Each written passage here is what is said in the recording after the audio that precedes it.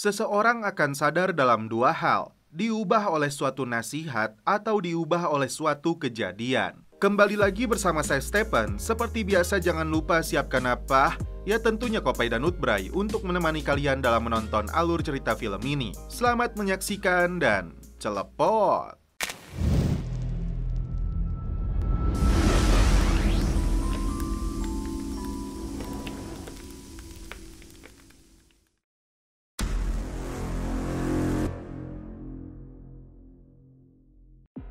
Film dibuka dengan ditampilkannya seorang bos gangster yang disamarkan wajahnya bernama Frank Costello. Dia datang ke sebuah toko untuk menagih uang japrem. Di situ juga, Costello memberi banyak makanan kepada seorang bocah yatim bernama Colin, lalu diajaknya ikut bekerja di bengkel miliknya. Costello sangat ditakuti karena siapapun yang berani melawan, maka mati hukumannya. Singkat cerita, Colin sedang mengikuti berbagai ujian untuk menjadi seorang polisi. Selanjutnya diperlihatkan tokoh kedua dalam film ini yang bernama Billy yang diperankan oleh aktor Leonardo DiCaprio, polisi muda yang sedang mengikuti ujian kelulusan. Colin dan puluhan polisi lainnya dinyatakan lulus. Merasa dibesarkan olehnya, Colin mengucapkan terima kasih kepada Frank Costello. Dari polisi biasa-biasa, Colin kembali naik jabatan jadi seorang detektif. Kabar reskrim yang bernama Kapten Quinnan memanggil Colin untuk diperkenalkan kepada kepala unit khusus penyamaran yang bernama Sersan Dignam. Polisi kedua yang dipanggil adalah Billy. Disinilah Dignam punya rencana terhadap Billy setelah melihat background Billy yang memiliki seorang paman seorang pengedar narkoboy bernama Jackie yang ditembak mati tahun 95. Jadi, Billy akan ditugaskan untuk menyamar jadi seorang gangster. Berbeda dengan Colin yang resmi bergabung dengan unit khusus di bawah pimpinan Kapten LRB. Para detektif ini punya tugas khusus untuk menghancurkan organisasi kriminal Irlandia pimpinan Frank Costello yang memiliki 3 tangan kanan. Pertama adalah Fitzy, yang kedua adalah Delahan si tukang pukul, dan terakhir yang sangat Costello percayai adalah Franz. Seperti yang kita tahu, Colin dibesarkan oleh Costello. Inilah yang tidak dirahasiakan oleh Colin kepada atasannya. Kembali ke Dignam yang terus mencecar Billy karena dia tahu betul latar belakang keluarganya. Komandan bertanya kepada Billy, apakah dia benar-benar ingin jadi polisi dengan gaji kecil ataukah hanya dilihat seperti polisi. Faktanya, banyak yang ingin seperti polisi memiliki pistol, lencana, hingga pura-pura masuk TV. Ternyata, Billy seorang anak yatim piatu yang dibesarkan di lingkungan keras oleh pamannya yang bernama Edward. Kini, dia hanya memiliki seorang adik yang kini dalam kondisi kritis di rumah sakit. Akhirnya, Billy bersedia untuk menyamar jadi seorang gangster demi pengabdiannya kepada negara. Agar penyamaran ini meyakinkan dan terlihat bukan rekayasa, maka terlebih dulu Billy harus merasakan sesaknya jeruji sel penjara yang lumayan cukup lama. Singkat cerita, keluar dari penjara, Billy datang ke rumah bibinya. Billy mengaku kepada keponakannya yang bernama Sen bahwa dia bukan polisi lagi. Keduanya sepakat untuk jadi pengedar narkoboy kecil-kecilan. Suatu malam, Billy dan Sen datang ke sebuah bar. Tidak terima ditertawakan karena beli jus stroberi, ini yang dilakukan Billy. Disinilah untuk pertama kalinya Billy bertemu Franz, tangan kanannya Costello yang melarangnya menghajar orang itu. Franz bisa saja menghajar balik Billy, tapi dia menghormati mendiang Jackie yang terkenal di kalangan penjahat. Akhirnya, Franz yang mewakili Billy menghajar orang tersebut. Kembali ke kantor polisi, Sersan Dignam memberitahu para detektif bahwa ada anak buahnya yang identitasnya dia sembunyikan, kini sedang menyamar di lingkungan gangster. Tim akan menyelidiki kasus pencurian puluhan prosesor dari perusahaan pembuatnya yang bisa digunakan untuk meluncurkan rudal. Tapi pencurinya yang bernama Miles kini ditemukan sudah meninggal dunia di dalam tong sampah.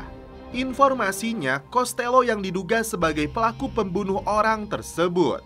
Dan Costello akan menjual prosesor itu ke Cina. Singkat cerita, Colin datang ke rumah Miles mengaku kepada ibu korban mengenalnya sebagai adik kelas. Tapi dia tidak mau memberi keterangan apapun terkait dugaan dalangnya. Wanita ini langsung menutup pintu ketika Costello dan anak buahnya melihat ke arahnya. Colin sempat melihat dua mobil lainnya yang sedang membuntuti Costello. Bangga dengan statusnya sebagai detektif, Colin merayu seorang wanita bernama Madeline di dalam lift yang ternyata seorang psikolog. Setelah itu, Colin memberitahu Costello yang dia panggil ayah bahwa ada dua mobil yang sedang membuntutinya. Dia ingatkan di dalam mobil van itu ada alat penyadap. Ini artinya, apakah Colin bergabung dengan polisi untuk membantu ayah angkatnya yang seorang bos gangster? Alhasil, dengan informasi tersebut, Costello dan antek-anteknya dengan mudah bisa lolos dari pengintaian polisi. Santuy di sebuah toko, Billy melihat dua orang rentenir memaksa menagih hutang. Dan ini yang dilakukan Billy kepada mereka. Sementara itu, Colin berhasil mengajak makan malam Madeline. Mereka membicarakan profesi Madeline yang seorang psikolog dengan banyaknya pasien dan berbagai keluhan. Berbeda dengan Billy yang berakhir di rumah sakit karena tangannya yang patah. Setelah itu, Billy kembali ke bar milik Costello. Untuk pertama kalinya, dia bertemu dengan bos mafia yang ditargetkan oleh kepolisian sebagai dalang hilangnya puluhan prosesor peluncur rudal.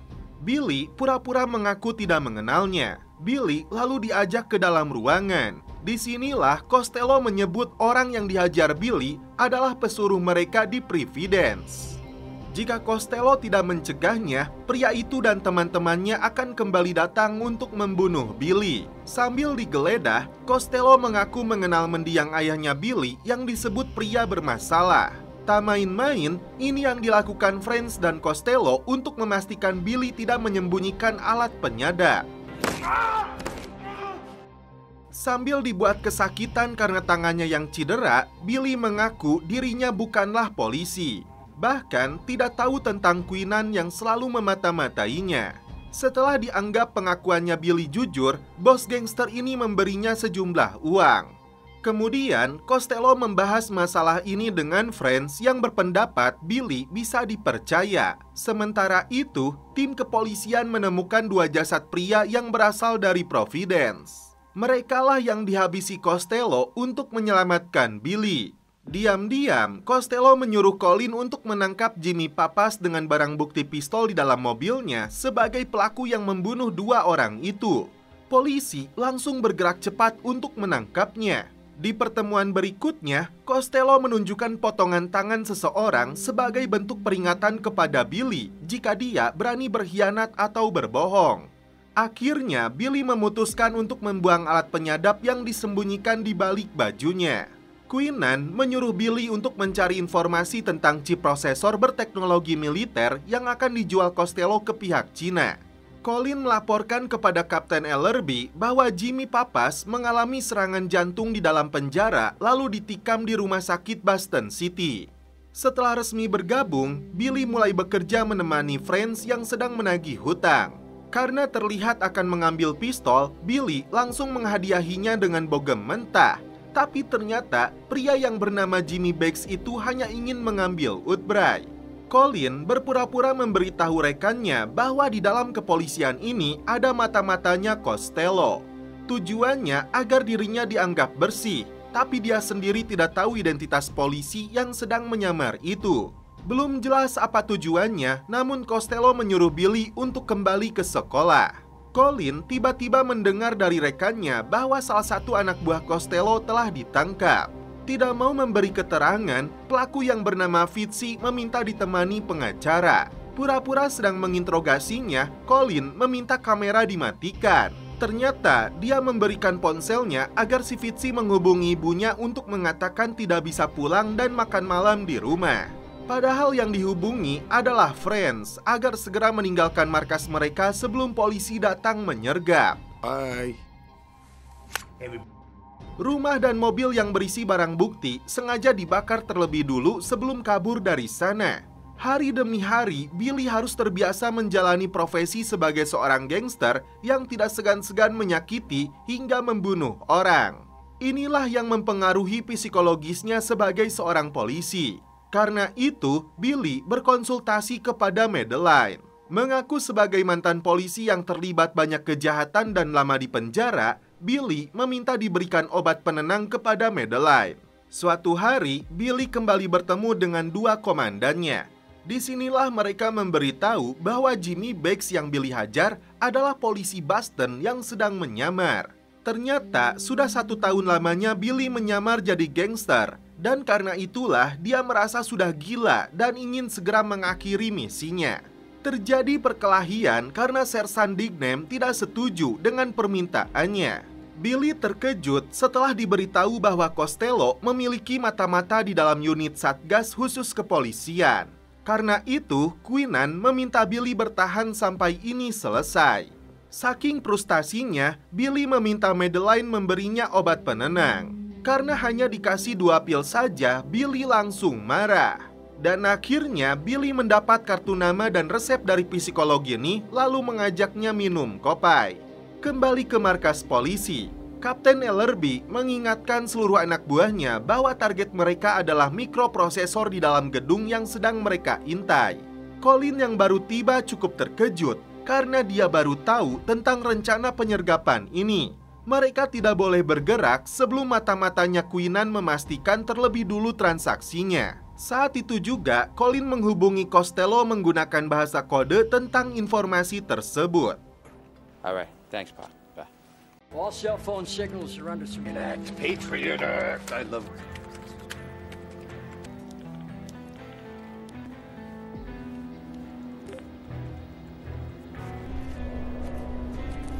Terlihat Costello dan antek-anteknya sudah datang ke lokasi transaksi.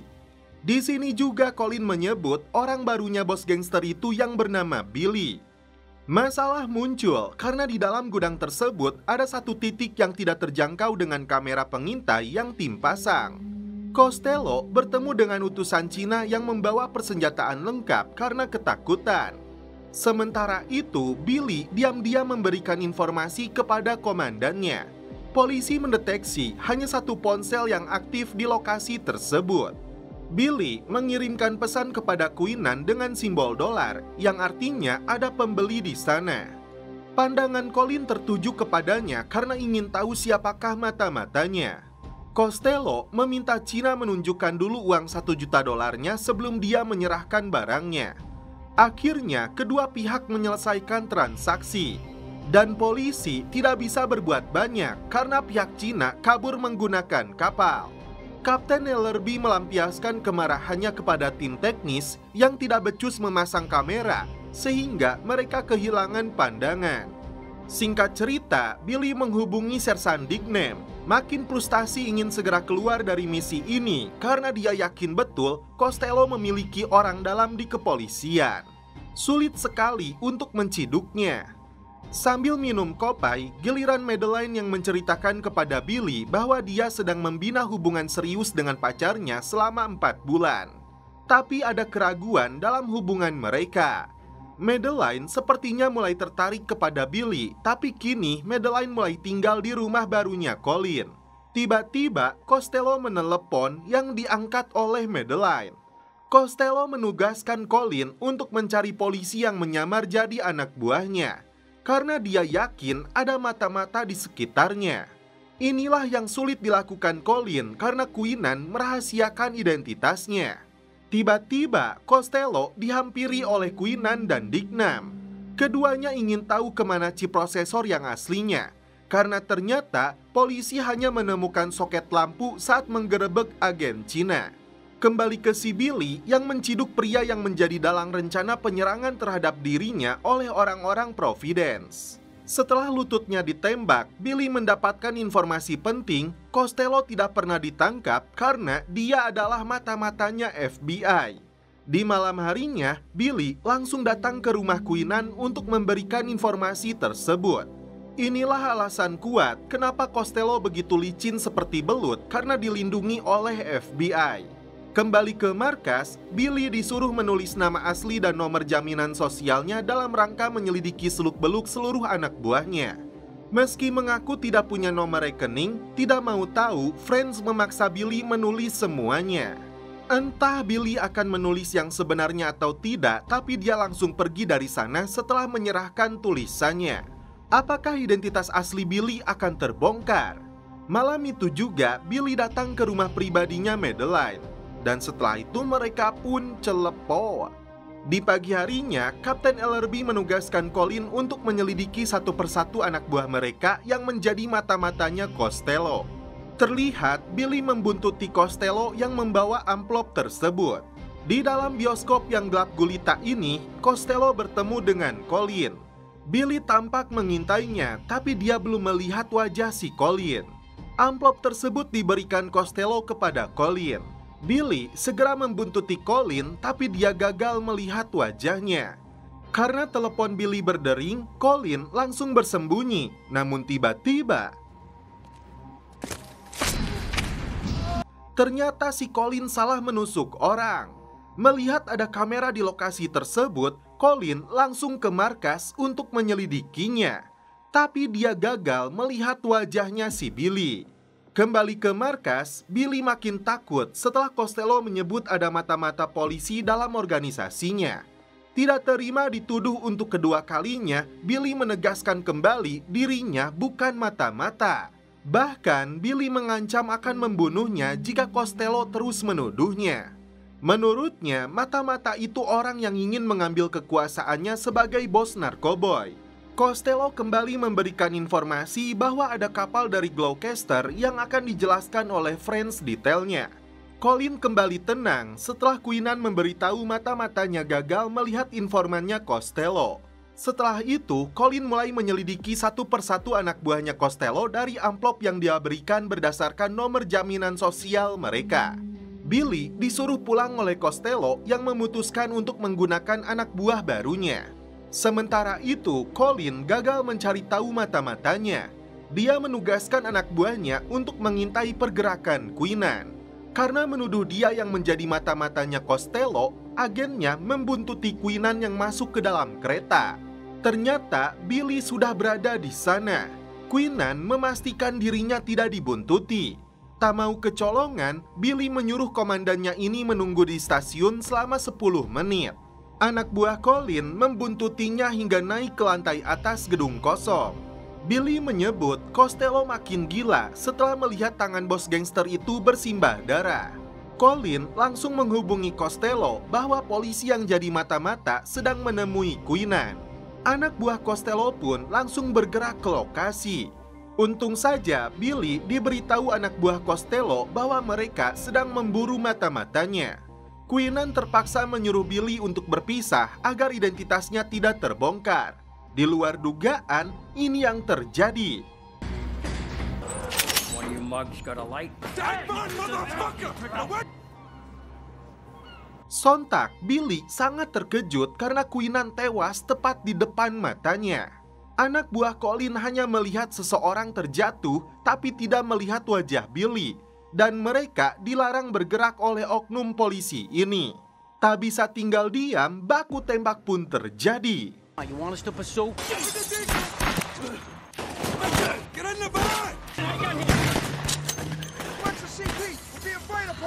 Sersan Dignam langsung melampiaskan kemarahannya kepada si Colin karena menugaskan anak buahnya membuntuti Queenan. Tapi saat itu juga Dignam langsung diskors. Anak buah Costello yang tertembak polisi ternyata memberi alamat yang salah kepada Billy, tapi dia datang ke lokasi yang benar. Untung saja pengakuannya tidak bocor karena orang ini langsung mampus. Bagaimana nasib Billy berikutnya yang terjebak dalam lingkungan gangster yang sewaktu-waktu bisa merenggut nyawanya? Hanya Madeline yang jadi penenang kegelisahannya seperti yang dirasakan Colin. Tiba-tiba, Colin menggunakan ponselnya Queenan untuk menghubungi si informan. Billy mengangkat teleponnya, tapi keduanya sama-sama tidak mengeluarkan sepatah kata pun. Tak berselang lama, Billy memutuskan untuk balik menghubungi Colin yang mengaku ditugaskan menggantikan tugasnya Queenan, berharap mereka bisa bertemu. Colin membaca tulisan yang menyebutkan Costello adalah informannya FBI.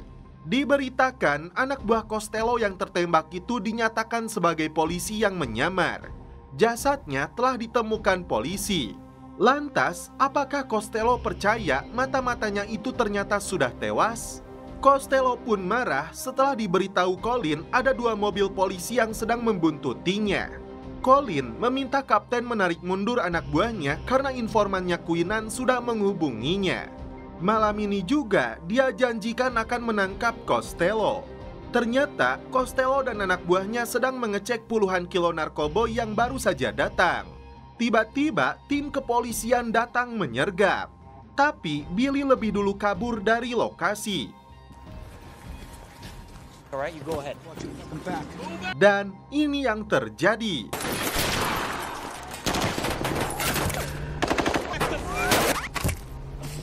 Terjebak di dalam mobil, Franz memutuskan untuk bunuh diri.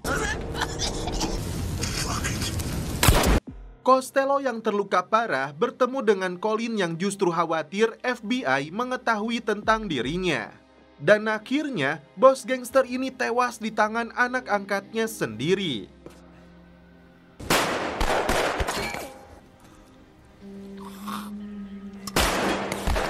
Bagi tim kepolisian, Colin dianggap sebagai pahlawan. Dan Billy akhirnya bisa menunjukkan jati dirinya di depan Colin.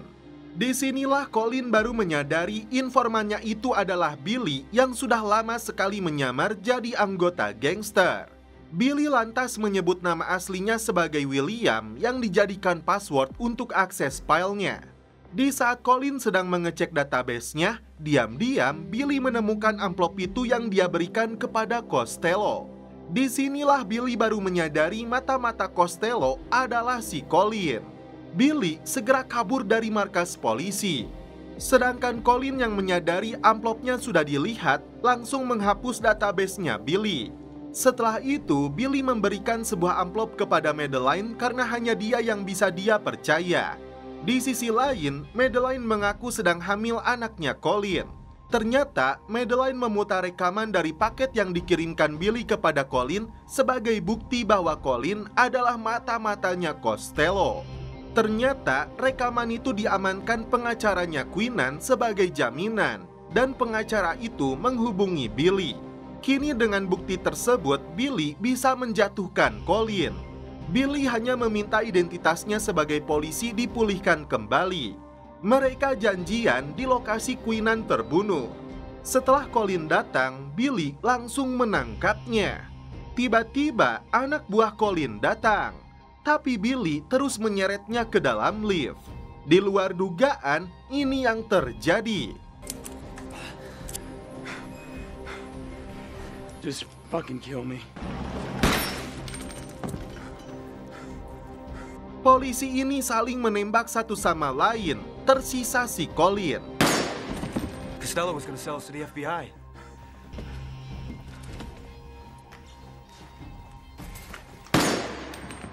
Dalam keterangannya, Colin yang pintar bersilat lidah meminta kepolisian memberikan medali kehormatan untuk Billy. Di acara pemakamannya, Madeline menangis melihat fotonya Billy. Madeline berlalu pergi meninggalkan si Colin. Kembali ke apartemen, giliran Dignam yang menghabisi Colin.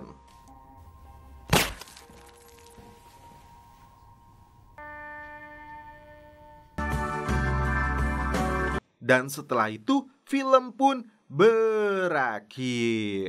Oke guys, terima kasih yang sudah menonton sampai akhir. Salam percelepotan duniawi. Keep enjoy.